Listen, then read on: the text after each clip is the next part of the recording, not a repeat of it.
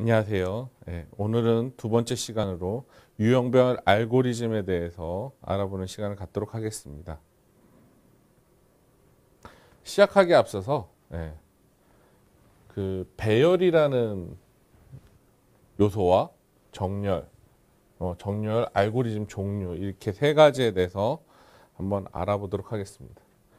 이게 배열은 사실 C나 C++, 자바에서 공통적으로 사용하는 그런 데이터 요소인데요. 동일한 종류의 데이터가 연속적으로 저장되어 있는 데이터를 의미합니다. 그래서 시간, 위치, 순서 등 연속적인 기준의 데이터에 주로 사용이 되는데요. 배열은 조금 더 이제 설명을 드리면, 배열은 그 컴퓨터 프로그래밍을 하다 보면요. 컴퓨터에 이제 들어가 있는 메모리라는 이제 공간이 있는데 이 메모리에 연속된 자리를 차지하게 이렇게 프로그래밍 언어들이 그렇게 배치를 합니다. 한마디로 한 덩어리로 컴퓨터가 판단할 수 있게 이렇게 만들어진 어떤 데이터 구조라고 보시면 됩니다. 이런 정렬은 이런 배열 데이터를 어떤 기준으로 순서를 이제 막 이렇게 정하는 거죠. 그래서 이 배열 데이터 안에 데이터들이 간단하게 얘기하면은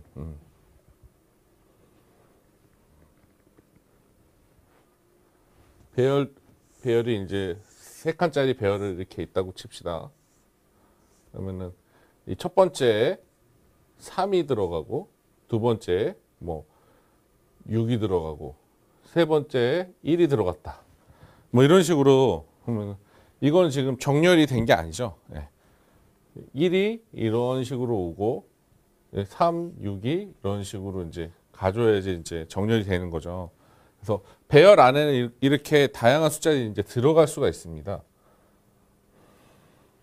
그래서 이 배열 데이터를 어떤 기준으로 순서를 정할 것이냐. 이 기준은 보통 이제 오름차순, 내림차순 뭐 이런 거를 이제 얘기할 수가 있겠죠. 가장 숫자가 적으면 앞쪽으로, 가장 숫자가 크면은 뭐 뒤쪽으로, 뭐 이렇게 순서를 정할 수가 있는데요. 좋은 정렬 알고리즘은 어떤 걸 의미할까요? 비교와 이동의 횟수를 최소화시키는 것을 의미합니다. 뭐 지금 현존하는 이제 정렬 알고리즘들은 뭐 선택 정렬, 삽입 정렬, 퀵 정렬, 뭐 병합 정렬 이런 것들이 이제 존재를 하죠. 그런 정렬들에 대해서 하나하나씩 알아보는 시간을 갖도록 할 거고요. 정렬 알고리즘 종류 중에 이제 크기가 작고 간단한 것들이 이제 삽입, 선택, 버블, 복잡하고 정교한 어떤 알고리즘들이 퀵, 킵, 병합, 기수 정렬 정도가 있습니다. 저희 이 강의 시간에는 이 삽입 정렬과 선택 정렬 그리고 퀵 정렬과 병합 정렬에 대해서 알아보도록 하겠습니다. 일단 이 네 가지의 정렬들을 분석을 해서 시작하기에 앞서서 이제 한번 알아봤는데요. 아까 단순하게 뽑아놓은 두 개의 정렬 그리고 복잡한 두 개의 정렬을 이렇게 이제 구분을 했습니다. 먼저 이제 선택 정렬입니다.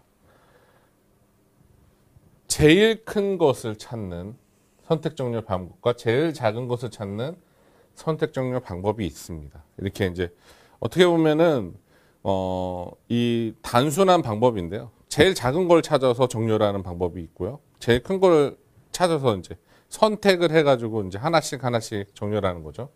아주 단순한 방법입니다. 삽입 정렬은 m개짜리 배열에 하나의 원수를 하나를 더 이제 추가를 하는 거예요.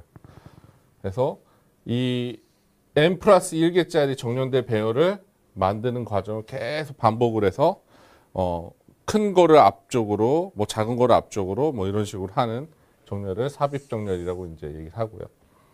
병합 정렬은 자신의 비의 크기가 반, 그러니까 절반인 거죠. 절반인 배열을 정렬하고 이들을 합치는 방법을 계속 반복하는 방법을 이용해서 병합 정렬, 이제 정렬을 하는 방법입니다. 이거는 사실은 데이터가 커지면 커질수록 훨씬 더 효율적이 됩니다. 왜 그럴까요? 이게 이제 자신의 크기의 반인 것들을 정렬을 하는 방법이기 때문에 병합은, 그래서 이 방법 자체로 정렬을 하는 게 아니라 계속 정렬되어 있는 것들은 이제 병합 해가지고 이제 하는 그런 방식을 의미합니다. 퀵 정렬.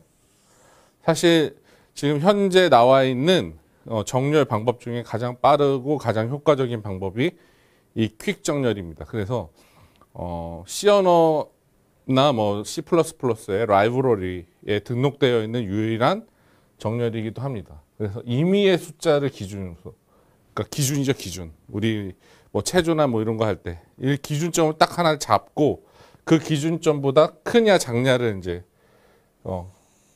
나타내서 기준보다 크면 오른쪽, 뭐 기준보다 작으면 왼쪽, 이런 식으로 이제 정렬을 하는 그런 기법을 퀵 정렬이라고 합니다.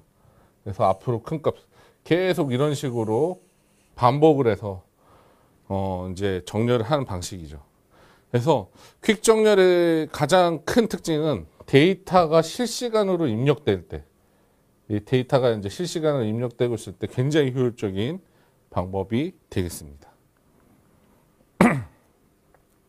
그러면 선택 정렬부터 하나씩 어떤 알고리즘인지 알아보도록 하겠습니다. 이 지금 내용이 나타나 있는 이 한 줄을 잘 살펴보시기 바랍니다. 어떤 숫자가 지금 가장 큰 숫자죠? 97이라는 숫자입니다.